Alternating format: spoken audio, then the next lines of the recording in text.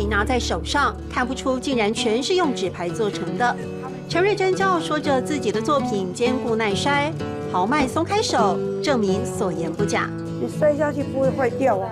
为了安排退休生活，陈瑞珍一脚踏进折纸创作的世界，用的纸牌很环保，全部都是回收品。这个上个礼拜才送来给我的，所以这个是人家在家里面玩过之后，然后对的收集回收，哎，对。折纸世界花样百变，得一张张选色、剪裁、粘贴，满屋子的面纸盒、凤梨、五彩瓮应有尽有，一整篮喜气的带路机更是嫁娶必备。我的同事还跟我说，我女儿快要结婚了，要记得哦，帮我做一篮，要先下订单，是不是？对。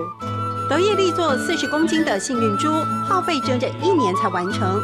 陈瑞珍把折纸发挥到极致，还受邀到文化馆参展。要每一天都在玩，要玩1个月才有这么多的纸牌。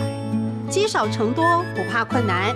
折纸达人用无比耐性，创造人生事业的第二春。不要怕困难的客家话怎么说？唔好养困难，唔好养困难，唔好讲困难，唔好讲困难。